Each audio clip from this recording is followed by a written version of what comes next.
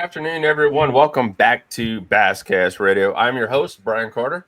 Always not always. I don't know why I always say always. In the house. I wanted everyone to be here because this is the pre-Christmas edition of Basscast Radio. We got Bass. My humbug, I say.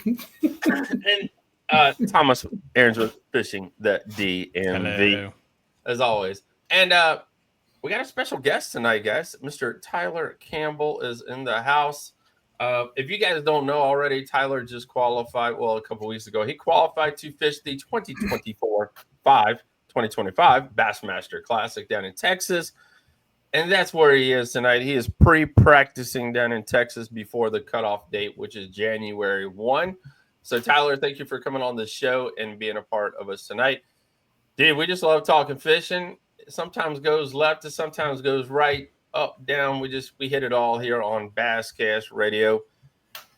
If you got ADD, this is the perfect show for you, and that's attention deficit disorder, because we're all over the place, but we love it. Bass fishing geeks here on Basscast Radio. Guys, before we get started, like I said, this is the pre-Christmas edition. Merry Christmas to everyone out there. Hope you all have a great week. I do have a show pre-recorded already, which will go up the day after. Chris on a Wednesday. That'll be like January the 1st. I don't know. It'd be December 28th or something, 9th, 30th, whatever it is. And I got one in the hole. It is an audio version only, by the way, and it's with the Mr. Dawson, the tournament director for the Cat series here. I downloaded a really cool app, guys, and I just sat down with him, and we were at an event, and we just hit record, and it came out awesome with the microphone that we have. So we're gonna air that next, and then we'll be back. I've reached out to a couple different people about our next show, but it's gonna be a good one. But tonight, like I said, we got Tyler and Campbell in the house with us tonight. First of all, guys, if you haven't watched Fishing the DMV live, I want to start this off real quick here because I love the live shows. I keep saying this, guys. I really do. It is a vomit episode and a half, Thomas. I mean, it's like me and Geek just get on there. We voice our opinions. Thank you for taking. I just get on there and troll everybody. And you do a great job. It's the one time when I get to troll others. That's what it is. It's great for us because we're on the opposite side of it. And, I didn't win a gift card, which is really sad to Jake's Bait and Tackle. Maybe one day I'll win one, but it's beside the point. But it's a great show. All the podcasts are great, but it's just something about the lives that's really cool that he brings on a lot of great guests. And I want to talk about one little part of it, and then we'll go around the room like we always do. You guys brought up the part about professional anglers, and it was a part about, we kind of had that on our last show about what it really is to be a professional angler. And Geek brought it up, and I uploaded one of the reels today about, some non-boaters calling themselves professional anglers. And, my point about it is if you're willing to gamble $5,000, I don't care what part of the boat your ass is sitting on, you'd better be a professional. No. No. I've got very strong opinions about that. We call them professional poker players, too, that gamble their butts away. We got a brand new casino just opened up down the road, by the way, guys. Yeah, but that's like telling you, what's your favorite religion? It's so individual based on what an idea of a professional it is. Is it just your full-time income? Is it part-time? What is it? If you have a guy that slaps a little Plano sticker on and he says I'm a professional fisherman, but you have Geek here who doesn't fish tournaments, but in theory makes his living fishing. But I would not be a pro angler either at all. No, I'd hate. As a matter of fact, I hate YouTubers that do it. My opinion is on this: to be a pro, you have to qualify. You cannot pay to play. That is BS. It's what's to be a pro angler? Huh? Saying pro angler is like saying I'm a pro sports player. What the hell does that even mean? You're to me, you're in the elite, you're in the cup, you're in the invitationals, which technically about 2 years ago was not pro because they were letting anybody Yes. in pay to play. But it is now. It is now. The NPFLs, you can say what you want, but, I think maybe that'll change. There's going to be some sort of qualifying, like Somehow. or something. I don't know. But what you're just saying there, Geek, is probably the biggest complaint what we hear about the NPFL. The rest of it's great. I mean, I saw a couple people today drop videos. They're fishing NPFL next year. But that's kind of like the big thing about it. You don't have to qualify. You just pay your money and go fish. Well, and that's what I'm saying. Opens guys are not pros. Toyota guys are not. They're your boaters. BFL guys are not pros. Look, I'm one. I'm not a pro, man. I'm not a pro. To me, the only gray area to that is if you're making 100% of your living and you're a guide. That's the only. So that's the only other. You could call yourself a pro angler, not a pro tournament angler. If you're a guide, you're a pro angler. There's several different ways that you can go about that. If you make your living 100% strictly off of fishing and you don't have anything else, whether that be tournament fishing, that be guiding, or that be off of content creation on social media, I think you could call yourself a pro. I see social media. I disagree with because I have a choice of the content that I can put up. Right, so I can choose to put up me taking a bike ride down the road. So I choose to be an angler because that's what I love to do. It's my passion. Mm-hmm. But social media, you choose and you can change your niche when you want to. Geek. Yeah. Geek. You watch football, right? Yes. What do you call the coach person? Is he a professional football player? What title would you give him? No, he's a head coach. He's a coach. A head football coach. Yes. Right. So there is in this organism multiple ways of revenue streams, and I think this is the issue. It's true, but he's not a professional football player. No, but you just create the separation. You can have a professional tournament angler. Because I think this thing is a professional angler, that is just painting this massive brush across the industry. Because guess what? It is. Al Linder no longer tournament fish. He's still a professional in the industry, what he did with fishermen. You doing videos and talking fishing, you are a professional within the fishing industry. Tyler is probably going to be a professional tournament angler with millions of wins and a ton of chicks all over the United States. The point is, but they're all within this category. So I feel like we just need to get better at you're a professional football player, but you're a professional football coach, but you're all still in this house that we call fishing. I agree. Tyler, that's how we go here, man. We get them all riled up. We get the ball rolling, and here it goes. But a coach could coach at the high school or collegiate level, too. And he'd be a professional high school football coach would be the title. Oh, no. I mean, so what? Now, if you find me a high school, Bill Belichick right now. An idiot. An idiot.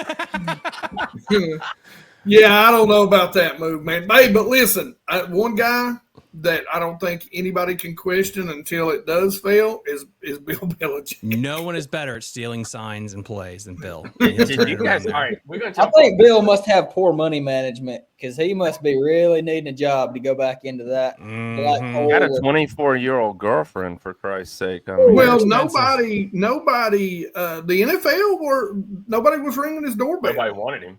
Because when Bill Belichick runs a program, he runs the program. Yeah. And those GMs, they don't like that. They want to protect their piece of the pie, right. Which I was kind of hoping, the Chicago Bears were going to fire everybody and bring him in, but I guess not. So that's so funny. Yeah, but one thing about that Bill Belichick contract, if you guys saw that, he can exit at any time. And it's like his position. Yeah, at any time. So I mean, if he coaches for 1 year at North Carolina, does pretty good, and someone frees up a spot, he's gone. I mean, realistically, I think that's what he did. I think he just did that to set it up for his son in the future. Is what I think happened. That's all. Good possibility. Yeah. All right, so let's go around the room, man. What is happening in your world? Let's start out with Thomas here real quick. Let's go, brother. It's the holiday season. We had our live stream on a Tuesday night because the power was out Monday. It was really good. I think we had over 80 people watching as we just kind of shot the breeze with the destruction of Hobie and Bass trying to figure out their money purse. Monday we have a great drinking show we're going to be doing. We're going to be doing a tier list of all the fisheries in Virginia, Maryland, Lower PA, and North Carolina. But here's the thing: we're doing it to find out what the shittiest fishery is. So, because we know no one's going to give up the best fishery, but everybody that calls in was going to definitely tell me what they think the worst fishery is. So that'll be fun. Yep. Okay. I got a couple in Virginia I'm calling about. And Geek, by the way, we got called out on this show about something about us getting together to watch that show and to drink. I'm not sure what it was. I asked him, could we come up here and hang out with him at the store and just do a live from the store? Jake's Bait and Tackle, by the way. But it should be a great show, guys. I know I will be watching. So, guys, make sure you tune in. Geek, what's happening in your world, brother? You know, just the same old stuff, man. We're down here grinding. We're on the lake all the time, shooting videos, catching some fish. We got some good videos coming out. Did a little poll the other day and asked, kind of what people were interested in learning about wintertime. And one of the biggest was how to catch deep winter bass, which I'm kind of know a little bit about. And so we went ahead and shot that video, and we shot a video on, cranking bluff walls during the winter time if you want to fish a little shallower. And we've got a video that just dropped. If you're new, that's really, we take and from start to finish, from getting a new spinning rod and a combo, putting the line on it, keeping the line twist down, how to keep the knots out of it, how to cast it, how to, manage your casts. But it's a really good, in-depth, different take on how to just line your spinning rod. So it's got a lot of little tweaks and tricks in there that beginners and maybe some seasoned vets don't know. That's awesome. All right, guys. By the way, here, thank you, Geek. By the way, guys, here, just letting you all know, and it's dropping here first. We got an awesome contest, and it's probably the biggest contest the Basscast has ever done. It's really huge. I mean, value-wise, it's almost $1,000. I mean, it's probably like $600-700, and we're gonna throw some other stuff into it. So it'll probably value about $1,000 by the time it's all done. But you need to be following our newsletter. And I'll put the link in the description below. So go ahead on over now and follow the newsletter. I always send the newsletter out to everybody, especially Geek and Thomas and Bruce and all our writers, and let you guys look at it. And I think we do a pretty I just organize it. That's what I went to school for, and that's what I'm doing here. I'm an organizer of information. I think a lot of you guys supply it. I just put it in there. But I think it's a great newsletter. The guys do a really, really great job. And we're going to try to add more bang for the buck for you guys in 2025 regarding our newsletter. Excuse me. So it's a great 10-minute read. 15 probably, because it is about 3 stories in it. And we just ask you guys some tips. We kind of consider you guys the core of the Basscast. You really look at, I got 25,000 followers, but probably really I got 5. Because 5,000 are going to be the ones that are really going to be the core body of the business. But 25 guys, thank you guys for being a part of it. And we're gaining followers on Basscast Radio as well. We have a group there. So thank you guys for the new members who are a part of Basscast Radio. So guys, tonight, like I said, Tyler Campbell is with us. I DM'd the other day. Congratulations, this young man. He's the new Matty Wong. If you guys don't know, Matty qualified, and that's how he got to go fish a Bassmaster Classic. And we've had Matty Wong on many times, and from Honolulu, Hawaii, or from Hawaii, the only angler to ever qualify from Hawaii to fish the Bassmaster Elites. But Tyler's going to fish the 2025, which is kind of crazy to say already, Classic down in Texas, and that's where he's at. Welcome to the show, Tyler. Thank you for being a part of Basscast Radio tonight. Thanks for having me, guys. All right, let's get a little backstory on Tyler real quick, because I ain't gonna lie, none of you, we don't know a damn thing. So let's get a little backstory on you, brother. I'm from a little small town in Georgia. Grew up on the shores of Lake Hartwell. Started high school fishing, pretty much came up through the ranks, started fishing in high school, fishing local stuff. I just graduated college. I went to school at Emmanuel, fished for them for 4 years. I graduated there in May. I've been a full-time guide on Hartwell for the past 2 years. Had a couple of close calls on making the Classic. I finished second in this event 2 years ago. I've been the first man out of the bracket in the college bracket twice. So, yeah, we did it. We're going to the Classic. Congratulations on that. Guys, we talk about here a lot. We brought this topic up a lot about the high school feeder system. And here it is. I mean, Tyler's one, we've talked to a bunch of different people come through the high school. I mean, it's crazy. I wish high school fishing was back when I was like in high school. Started in 7th grade. That's awesome. That'd have been like 25 years ago, but that's beside the point. But I wish we had high school bass fishing. I mean, we were blessed here to have, I think, Roanoke or that area right there, Salem. One of those schools up there, I think, was the first big high school bass fishing teams in Virginia. Salem had a big school when I was coming up. Yep. And then we have, I think now Chatham, Virginia has a big high school. The JMU area has a couple. I know the college does. I think a couple of teams do. Orange County. Oh yeah, Orange County has one. Yeah, Liberty. So we got college here. You guys all know we got LU. We sponsored the Liberty University guys this year. Helped them raise some money for 2025, and I think there's like a military school's got a fishing team. JMU, Lynchburg College did it one time. That's dissolved. I know Radford had one because, I mean, they're right there at Claytor Lake. Mm-hmm. And so there's a lot of colleges in Virginia. Oh, I forgot Virginia Tech had one. And I don't know if UVA still has one or not, but I know Virginia Tech's got one because they're at the expo every year. And Danielle's got a T-shirt to prove it. I've got several friends that go to NC State that fish for them. So tell us how you qualified and what you did, what you had to do to qualify to win this year's event. So the team championship is like the grassroots trail along with the Bass Nation. The Bassmaster Team Championship is basically a compilation of all the local hammers around the United States, and the best team trails in each state get X amount of spots based on the amount of boats that they pull. And then they send, X number of boats to the team championship. So it ends up being about 225 of the best local hammers on their certain lake or their certain region of the world, of the country. And then they all group up and go wherever. It was supposed to be on the Washita River in Louisiana this year, but with the hurricanes and some of the local flooding that they had, it got moved to Kentucky Lake. So I fished with the Lake Hartwell 5 Alive series back at home. Okay. Yep. Yeah, that's, excuse me. Yeah, that was a big thing, the team championship that got brought on. Gosh, how long has that been? Like 5 years ago, I want to say at least.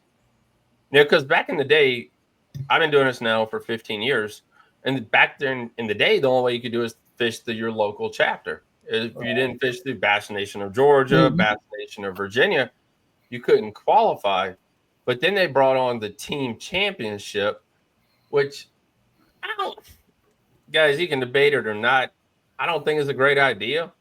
It was a great idea, but not because, our Bass Nation of Virginia lost about 100 members within a blink of an eye, because then you could go fish a local tournament trail, paid your extra $40 that went to Bass, and then you, on top of being, I had to be a member of Bass, and I think you had to pay the extra $40, and then you were qualified if they sent you to go be a part of the team championship.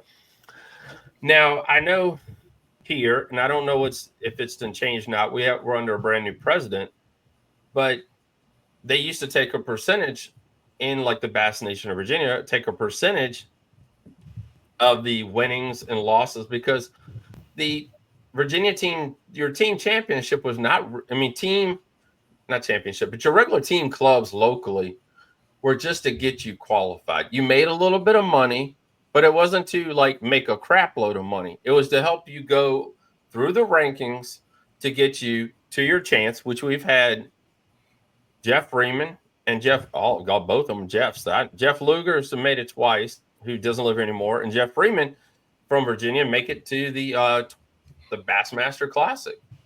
And then from there, move on. And, we had great and that's what it really was.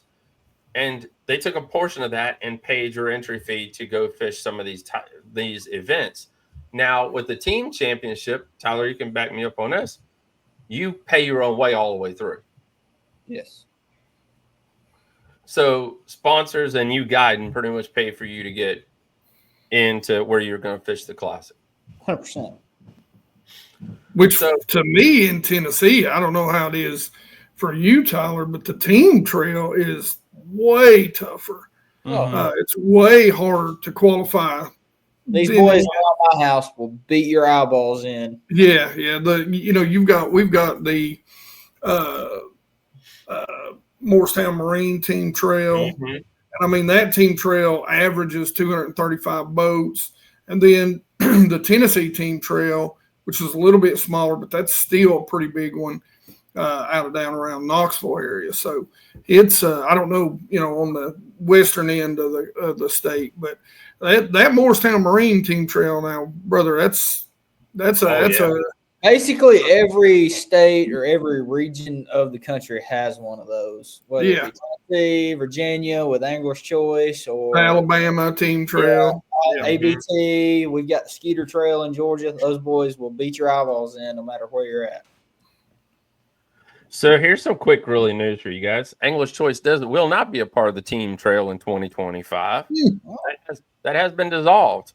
They have moved on to a different route. They're hosting 2-day events with a guaranteed $10,000 to the winner, and they have stepped away from the team event altogether. So I really don't know if I'd have to ask. I'm probably speaking on my butt, but I really don't know around here if there's anybody associated with the team championship, team trail anymore. I'm sure somebody Go ahead, Thomas.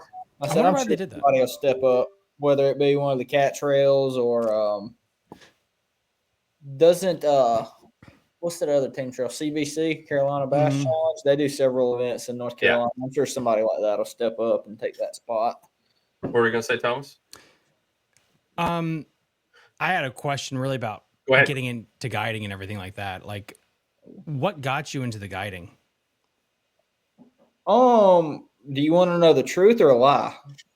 Well, whichever one you feel good telling the public. So, yeah, we'll tell the truth. I've been working with my dad since I was about 9 years old. He builds custom kitchen cabinets.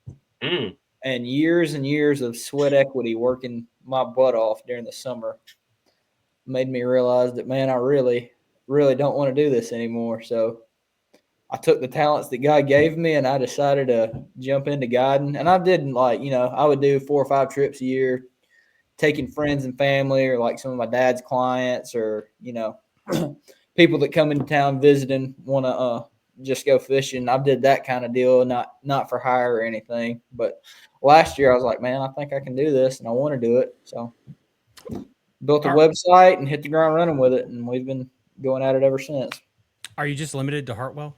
No, sir. I travel all over Georgia and South Carolina. I do all the Savannah River chain, Peewee, Hartwell, Russell, Clarks Hill, and then I also do Lake Lanier and some small lakes in North Georgia as well. So I had a friend that was like shocked when I was doing some map study a little while ago. Like, oh, I didn't know there was more lakes on that chain. I thought it was just Hartwell because literally nothing else gets any press. Right. And this is not any. I'm not belittling Hartwell. It's a great lake. True.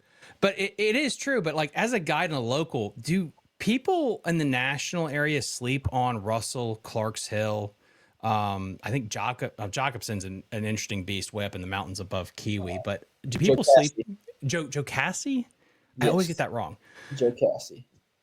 What are those lakes like? Each one is its own beast. The two that fish the most similar to each other, I would say, is I mean, they're obviously all blueback herring fisheries, so they all have the same, like certain little deals that go on. Obviously, you have your herring spawn and then your ditch bite, but each one is its own beast. Like as you travel all the way down the chain from Joe Cassie to Clarks Hill, the landscape and the terrain is changing. So each one has its own features. Hartwell's right dead in the middle, so it's semi of a highland reservoir. And then as you go further down the chain, it just starts getting into the low country. My personal opinion, to answer your question, Clarks Hill is one of the most slept on lakes in this entire country. Really? When the open goes there this year in January, the Open's going. you're gonna some attention's gonna be brought to it. How have the weights been there, generically speaking? Just as kind of like, I know this is early, but a prep for the Open. Like, what do you think you'll be seeing there weight wise? It'll take north of 20 a day to win for sure. Wow. If we have a warming trend, it would not surprise me at all to see a 24 to 26 pound bag weighed in. That's crazy. A couple of years ago, it didn't get any press, but I think it was 3 or 4 years ago now. One of the local guys down there that I've become good friends with, he had 3 30-pound bags 3 weekends in a row. Oh my God, that is insane. 2 10-pounders. Now, is that your favorite place to go if you're not getting paid, but you just want to go stick them? Or do you have a place 100%. Like that you're okay? 100%. We fished, funny story. Actually, the day before I left to come out here, I fished they do a cool event down there. It's called the 20. It's a 20 fish limit tournament. It's a team tournament. But with the slot limit in Georgia, you're allowed to have 10 fish per person in the boat at any given time. So they do a 20 fish limit, and we actually won. We had 50 pounds with 20. Wow. It's a really cool tournament. They do like the biggest trash fish. They do a small fish pot, a big fish pot, and then they do the 6-man. But yeah, we actually got fortunate and won that event with 50 pounds this year. And that's actually a low weight. That's the lowest weight that it's took to win that event. Last year it took 56. Jeez Louise. So you can, it's pretty stout. Yeah, it is. And I just wish more of this would get out there, because I've always told Brian and people on my own show, if you told an alien like how many lakes there were in the country, they would be like, that's not true, because Bass shows only 7. There's only 7 or 8 lakes, but it's like there's so many in your area. It's crazy. Another lake that's really gotten some attention the past few years is Lake Murray. Mm-hmm. Lake Murray used to be unheard of back in the day. 4 or 5 years ago, there was no national tournaments there. But now that you start to get some eyeballs on it, that place is unreal. It's one of the best fisheries in the country, and now people are just now finding out about it. Does it help you when you are practicing training for a Hartwell event to hit as many lakes in the area as possible? Is that a positive or a negative? That's a negative. Really? Like I said, each one of those herring lakes is its own beast. You can be on one program, like on Hartwell, and then you go two lakes down the chain to Clarks Hill, and it's a complete 180. They're doing something completely different. Yeah. No, don't get me wrong. You have to be versatile, and you have to understand that herring niche deal of what bluebacks do and how they relate to structure and cover and how they move around. And you have to apply that to all of the herring lakes. But each certain one has its own, like, for instance, like Kiwi. You've been to Kiwi. Sadly, Kiwi there's about as much structure in Lake Kiwi as this kitchen table I'm sitting on. Like a flat bottom. It's so true. And then you go to Hartwell and there's brush and rock everywhere and flooded timber and all that good stuff. Each lake has its own tendencies and the way that the bass relate to things. Yeah, Brian, when we graph there in practice, my brother and I are like, this is like the moon. There is nothing. Wow. And you'd see like one rock, and it's not that big, and there would be something on it. I had a cinder block in Kiwi, an 82 foot of water, a singular cinder block. Drop a spoon or a drop shot on it, and the whole bottom erupts. There'll be 40 or 50 bass sitting around that one cinder block. That's insane. Yeah, that place is freaking wild, man. All those lakes on that chain are just fascinating, because it is. And if you had to like talk about the chains of lakes, you have the TVA system, of course, but I think the Savannah River has got to be like number 2 maybe, of just boom, boom, boom, boom going down the chain like that. I'm very fortunate to live in that region. There's a lot of good fishing going on right around me. So, if you are on the lake so much and guiding and prepping, do you want to spend as much time as possible, like some of these Bass Open guys that will spend 400 days if possible in a row on the lake, or do you want to try to give yourself a balance to get off the lake and get your mind right so you're not too dialed in? No, the only breaks that I take is like this time of year around Christmas and in the fall. I'll do a little bit of hunting. I'll do a little bit of archery hunting and a little bit of duck hunting. That's actually where I'm headed after I get done with this trip. But no, for me personally, it's better for me to stay out there as much as I possibly can. I feel like if I take a week off, I get rusty. Like I get out of the groove. The way that my brain operates, it's better for me. If I could fish 350 days a year, I would. So we brought that up, guys. I mean, that's been a big conversation on here with all the, Tyler's a young man as well, about how they've kind of turned this whole entire deal into professional fishing.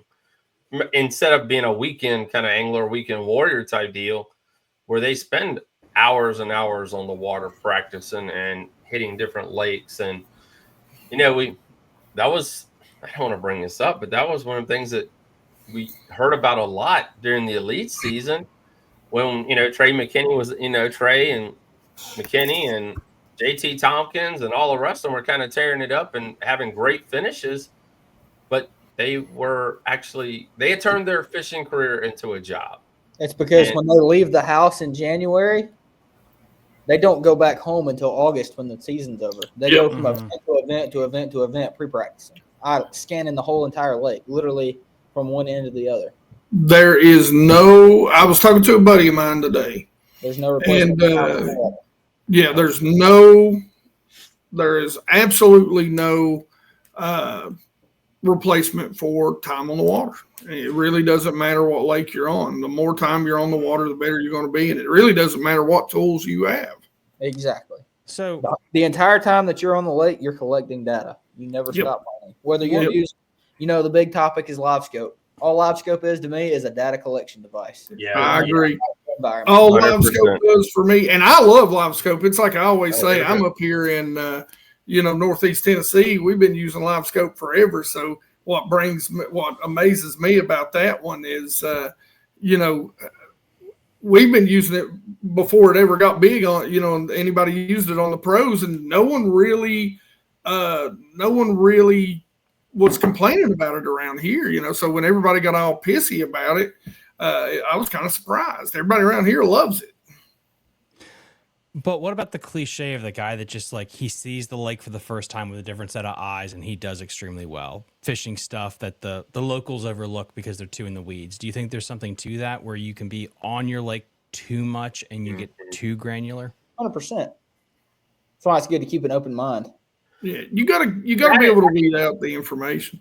But to me, really do, but how are you able to keep that open mind? Like I said, you're spending hours and hours on the water. You've collected all this data, and just like what Thomas just said, you kind of put this in your head, like I want to go here, and I caught him there, and you almost have to be, I guess, the new KVD, because Kevin Van Dam was known as a burn and turn and run. I followed behind him when he was here on Smith Mountain Lake back in the day, and Kevin would go in a cove and was there for about 10 seconds and he was gone. He hit every cove all day long. He probably hit the whole damn lake in one day.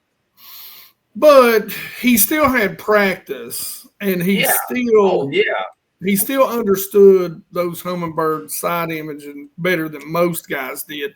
And the truth about the matter of the fact is, those show up and win. Even though we hear about them because they're sexy, they're really fewer and far between, realistically, because it's really just gambling at that point. You're just rolling the dice. KVD was doing back in the day with the same thing that these young guys are doing today. They're putting KVD, like you said, he would be in there for 10 minutes and leave. Zoom, zoom, zoom, zoom, zoom. He was putting his bait in front of as many bass as he possibly could. Yeah, listen, they're doing the same exact thing. Here's a story that I've never told, but on my lakes, when we were Demeke rigging before Demeke rigging got big, guys were taking their transducer on the front and they were turning it to where it was slightly out so that you were getting fish out in front of you. And if you use that A scope and you understand it, you could almost live scope doing that. Yeah, You guys are making me think right now the only active angler that I would say legitimately would roll out of bed is Cox. And I think it's because his agreed. method is so simple that he knows what he's doing. And his idea is, with what Geek said about gambling, I need to hit 38 April tournaments because I'm hitting docks at every one. Therefore, let me just multiply my probability of success. But Cox spends so much time on the water too. He Agreed. knows, and that's why he fishes so many tournaments, is because Cox is on the water. And what you learn in a highlands reservoir, it can translate into a lowland reservoir. And that's what I'm talking about. Yeah. Yeah, so there's a lot of transition there. Sorry, Tyler. I don't mean to be answering the questions for you. No, you're 100% right. No, but I will say this about Cox. Cox is one of those anomalies. He is. There will never be another John Cox on the face. No. And Geek, you were out, but what I was setting up for Tyler was, as a guy that grew up fishing all the lakes on the Savannah Chain as a guide on Hartwell, how does that affect your judgment? Where if you're there every day nonstop, do you feel like you get too in the weeds? You get too granular? Because I have guides on my show every week doing fishing reports, and they'll say it's hard switching from I got to catch fish for my clients to flipping the switch of like I got to now find five. And I will say this: you don't see a lot of pros come out of my region. You have, I don't want to miss anybody, but just to highlight a few, you have Brandon Cobb, Casey Ashley, Brian Latimer, and that's really about it right there immediately. A couple of guys from Lanier, two of my close friends, Emil Wagner and Paul Marks, just qualified for the Elite Series. But why? I wonder why. Exactly what you just said. They get so dialed into herring fishing. Herring fishing is nothing like anything else you'll see across the whole country. They get so keyed into herring that they're not versatile when they travel to anywhere else, or they don't have. I mean, there might be the case where a lot of guys don't want to travel around, but herring fishing is its own thing, and you can't apply that to where, like, if you go to the TVA, if you're a herring fisherman, unless you take that step back and realize that you're going to a different part of the world, herring fishing is not going to apply there, and that's why a lot of guys struggle. Does it have more similarities with striped bass anglers than legitimate largemouth anglers? Yes, that, and the only other situation that I've seen personally that relates to herring fishing is northern smallmouth. Yes, particularly on St. Clair and the Great Lakes, like Champlain, St. Clair, and like Lake Ontario. Those smallmouth move so much, especially on St. Clair. You got to stay on the hunt to find them. That's the only situation that I've seen traveling the country where herring fishing, that mindset has come into play for me. Now, South Holston, because it has a herring, which is the alewife, it's a lot like that. We were actually out there, and they were actually chasing some to the top out of 40, 45 feet of water just the other day. But you're constantly chasing those shadows. Yeah, it's really hard, I think, if you're not from there to understand that. And as a guy that, again, upper, like Potomac River, shallow, and then every national and regional championship was Lake Murray or Kiwi, and you're like, this is the damn ocean. Like, my God. And you get your butt kicked real quick, and you had to learn it's this.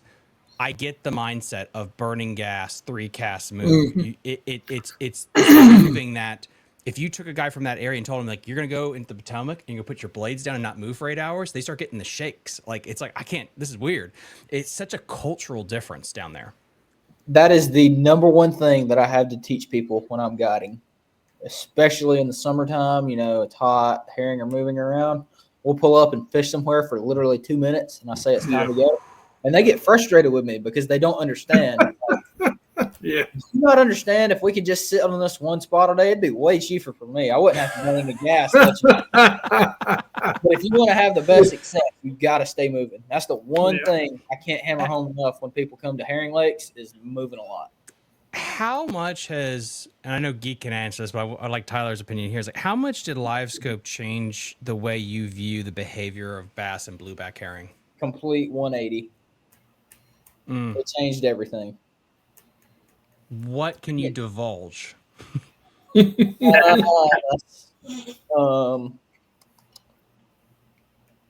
We always thought, I'll just say this, we always thought that in the wintertime, fish are lethargic, sitting on the bottom, being lazy, don't want to eat. They're more pissed off in the wintertime than they are in the summertime. So I've got a question on that, just because I've been working on some theories on this. Is that spotted bass? Because for whatever reason up here, like the smallmouth, we talked about this. I kind of touched on it earlier. The largemouth seem to get down belly on the bottom here. I don't really find them a lot being real active. It seems like once that 58-degree up here, they seem to go to the banks, go to the bottom, and then the smallmouth and the spots, though, throughout the winter. So what have you seen on that, on the differences in the species? I'll tell you this. January 3rd last year, I caught a 6-pounder on a spook. Largemouth? Yeah, largemouth. Well, okay. And I think this is something that's interesting talking to different biologists. When you look at Kerr Reservoir, Bugs Island, where I'm at. Love that place, by the way. Fished the regional there this year. That place is awesome. Bless your heart, because the weights drop off like a damn anvil. It was feast or famine. But there again, dropping some juice here. People don't realize that lake has herring in it. Yeah, it does. It's a herring fishery. Mm-hmm. But what was interesting is, and I guess it's probably, the biologist said that about 8 to 10 years off from it being like Lake Murray, because it needs to clear up and the blueback got to get bigger. Side note there. Get bigger too. Yeah. But the largemouth, you can tell that they said there's two unique species. You have the generic largemouth and you have the ones that act more like striper. They're very pelagic. They just literally imitate that. And those largemouth have more energy levels in the summertime and winter compared to the bluegill eaters, the crayfish eaters. Those do the belly in the mud thing. Yep. They don't understand why. But it's literally genetically the same fish, but one just acts like it's a striper and has completely different energy levels at 2 different times a year, which is I think it's hereditary. Really? We have the same thing happening at Hartwell. There's a population of fish.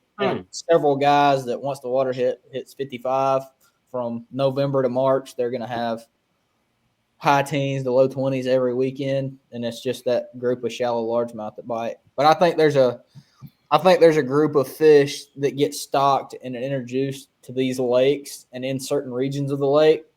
That's all they know is the herring. That's food for them from day one. And then you also have another group of fish that have been born in the back of a creek, and that's all they know is the shad and the crawfish and the brim eater deal. Now, see, that's personally.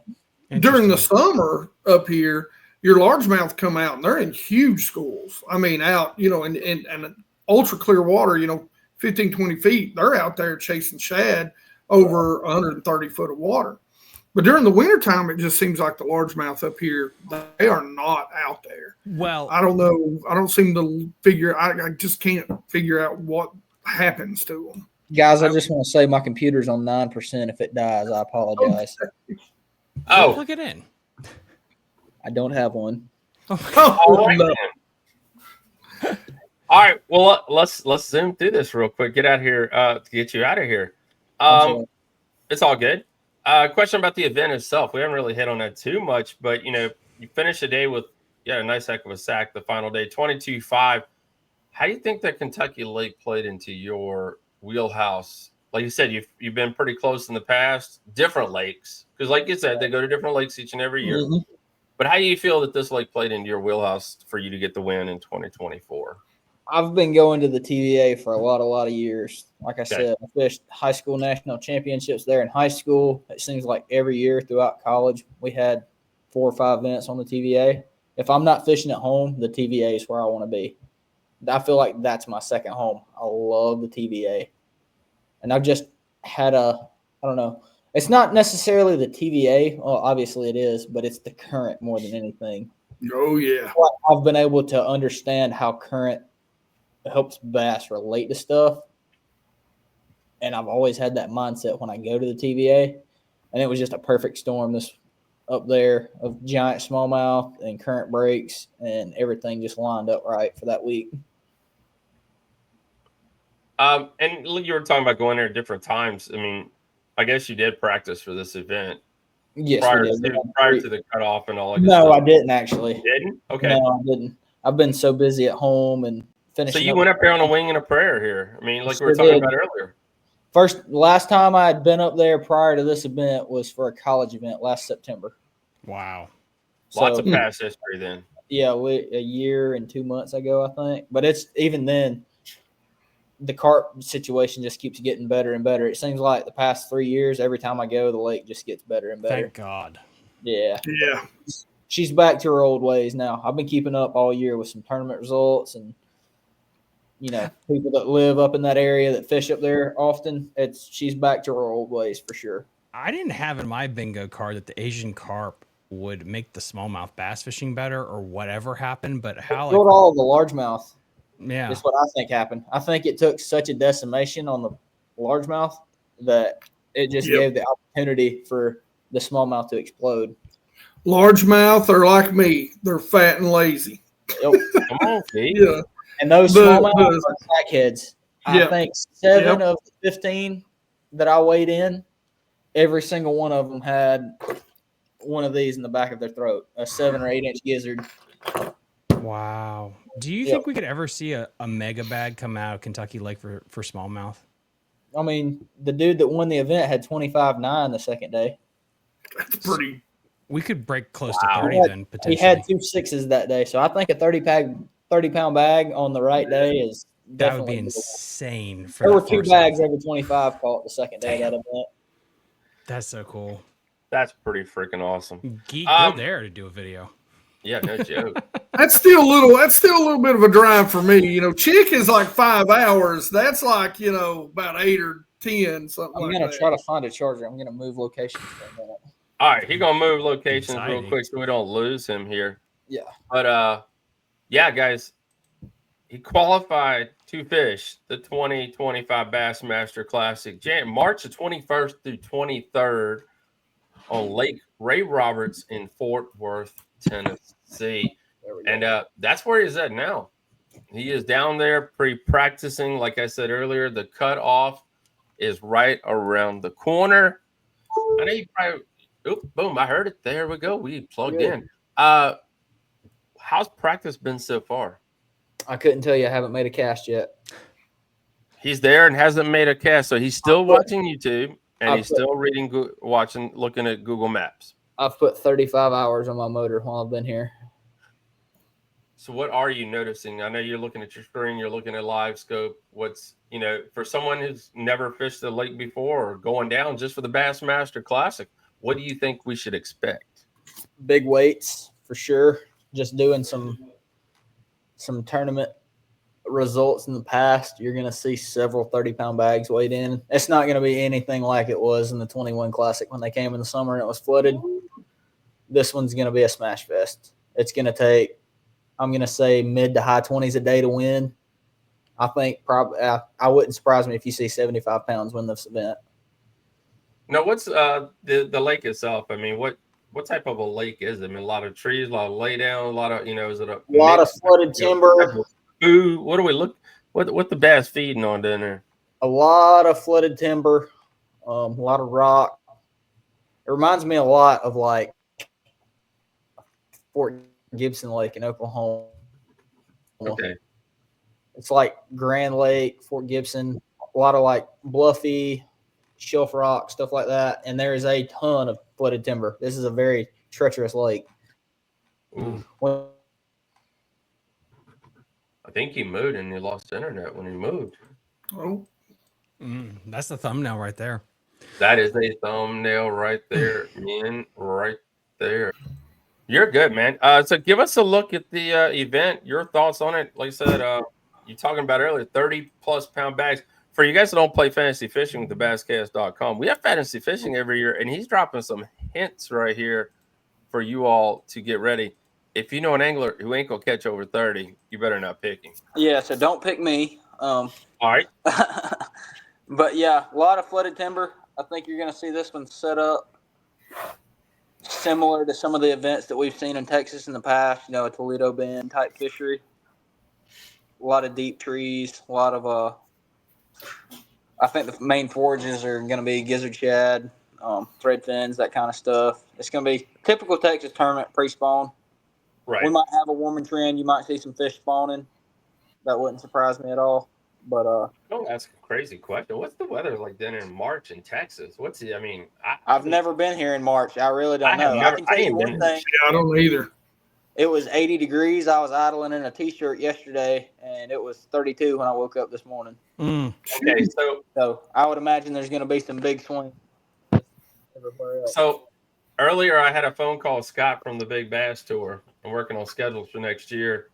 And he told me the same thing, and that's where he lives. So, because the Big Bass Tour, they're all from down that way, right? But yeah, he said it's been a roller coaster of temperatures down there. Yep. I wonder how that's we kind of wonder. I mean, I know it doesn't really affect water temperature because the water temperature doesn't. It takes too long for water temperature to change for a 4-day time of day is way more important. What's that? Length of day is way more important. Yep. I have been saying that forever when it comes to the fall transition of if the temperature never changed, I think the thing that cues them off first is when the daylight starts dropping and the vegetation dies back. That's the cue, because Virginia, North Carolina, all the way down, like you're not going to have that quick hard snap that you get up in New York. And I think it has a lot more to do with when they pull up on the beds too. Oh, yeah, that's what I was referring to. Yeah. When they go up and spawn, the time of day is way more important than water temperature is. And we talk about that, and that's why probably one of the biggest things, the moon phases. And, that right there is a big, light, moon, and like you said, time, all of it together has a big impact on what the bass are going to do. So, all right, man, congratulations. Going to the Bassmaster Classic. Did you ever think that you would be fishing in a Bassmaster Classic? You get your opportunity here. I've been to a bunch. To go ride around on the back of your bass boat in front of thousands of people. I mean, thousands. We're going to be in Texas, and everything's bigger in Texas. I'm definitely excited about it. That's always been the goal, obviously. I didn't realize or think that it would ever happen this fast or by any means at all. I figured it would be a lot longer process, but yeah, I'm going to ride in there in that Skeeter, play some loud rap music, and hopefully pull out some big giant bass.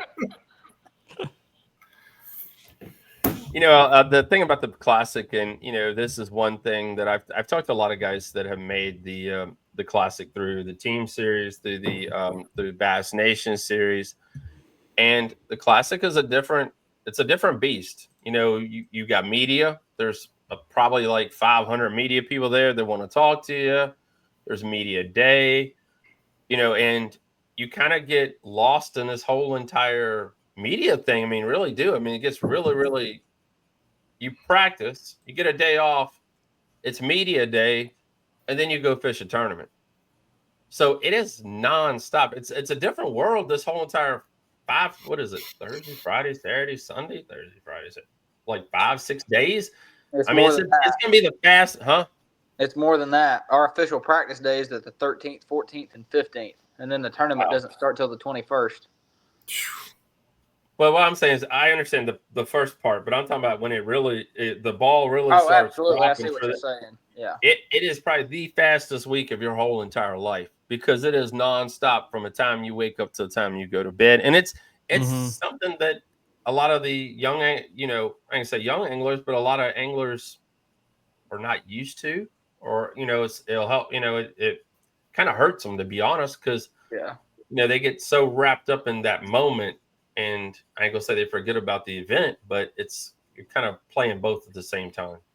Yeah, I think there's definitely something to be said for being able to handle both the business side and obviously the fishing side.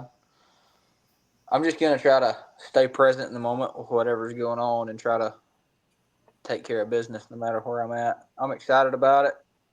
I think actually, believe it or not, it's going to help me a lot. I don't want to get too stressed about the fishing part.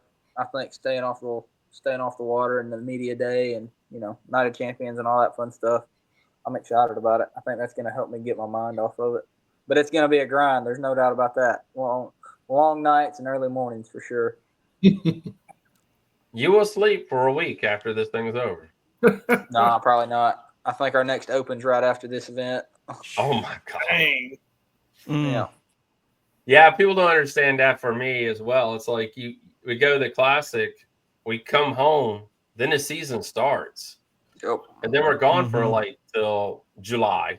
And then you get about a month and a half break because it's 99 degrees here in Virginia, and we don't want to kill all the fish in the lake, just part of them. Besides, some other people run tournaments. And then we pick back up in the fall and we're done. And we just wrapped up last weekend. So it's our done time until we all start doing the expo round here, which is only about a month and a half away. Don't remind me. Yes, because Thomas is the man for expos in 2025. I'm just going to get to show You can up. have them, man. I've done them enough. I'm tired of them. I'm going to show up and relax and shake hands, kiss babies, sign autographs or whatever. And probably people like don't even care, but I don't care either. And we're just going to have a good time with it. And that's what it's all going to be about. But Dio, congratulations, Tyler, on making it. Like I said, it's a chance of a lifetime, something that can never be taken away from you, making the Classic. That, man, I don't know. It's probably 1 million people that are signed up to get the Bassmaster magazine, and you're like one out of how many people? How many anglers are in the Classic? Is it like 35 or something? 51 or 55. 55. Okay. But yeah, so I mean, it's one in a bazillion chance you don't win a lottery. So congratulations. All right, Tyler, appreciate you coming on. Thank you for being a part of the show tonight. Guys, like I said, great show. Thank you for coming on. And we're going to wrap this bad boy up here. Tyler, man, thank you for coming on. Thank you for being a part of tonight's show. Guys, I hope you all enjoy your holiday. Merry Christmas to everyone out there. Good luck to you, Tyler, as you practice. Thank you. I hope to be there. We haven't made an official decision yet. It's a big decision making it because we're all coming from Virginia to Texas, and we got round trip. You pulling a boat and we flying. That's right. So it's up in the air whether we're going to do it, but me and Danielle really want to do it because I've never been to Texas before, and I think it'd be awesome as crap. You got to see Really Fort Worth at least once in your life, right? You got that right. Just see all right, well, I hope dogs. you guys enjoyed tonight's show. Geek, Thomas, anything for a rollout? Not me, man. Just get over to the channel, hit that like and subscribe, and that's about it, really. If I look correctly, Geek, you're sitting at 83,000 subs the other day, or 84? 84. We hit 84 today. Yeah. Because I try to share it out. We're trying to share it out as much as possible. The goal, guys, we want to get him to 100 as fast as freaking possible. There's a lot of things that are going to happen really, really soon here with Bass Geek's life. But if you guys can get him to 100, it's going to change forever. And he's going to get a plaque at 100. And that's going to – should we cut it open like Casey Neistat did? I think someone did one year. I watched the video. He cut the damn thing in half. I'll put some treble hooks on it and see if I can get there you go. We need to get him to 100 as fast as possible. Share Bass Geek's channel over the holiday with all your friends because you guys know the next couple of weeks and the months is going to be snowing like it did for Thomas. So you guys make sure you check it out. Thomas, what's up in your world, man, for a rollout? Oh my gosh, we're gonna have a hell of a stream on Monday. Drinking. There will probably be extracurricular activities as we rank the shittiest fishery in Upper North Carolina, Virginia, Maryland. It'll be fun. Also, I am running the social media for the Raleigh Fishing Expo and Richmond Fishing Expo. We will go booth to booth, interviewing every single person there. Last year, I think we had 18 hours of content. We're gonna try to get 20 hours of content or more this year for each event. I am insane. I'll be talking a lot. Come hang out. So, guys, he will need to sleep a week after that, but he will not be able to sleep because the week after that, you go to Richmond. Yep, it'll be some bad decisions were made, but my bad decisions are everyone else's enjoyment. All right, how many Red Bulls and primes will we have in a cooler this year? No water. We're going to need all the energy we can get. There will be some substances there, but I can't mention them. Boom, there you go. Let it snow, baby. Let it snow. All right, and last but not least, guys, like I said, we got probably the biggest giveaway we have ever done on the basscast.com, but you need to be following our newsletter. Our next newsletter will be dropping. I don't know if I'm going to drop it New Year's Day. I'll probably wait till January 2nd or 3rd because we do have a holiday there. But I want to drop it. What's going to happen and how, when. Please read all instructions. And the prize will be in our newsletter. I will include the link below. You guys have a great holiday. Thank you for watching. And we'll be back soon right here on Basscast Radio. Bye.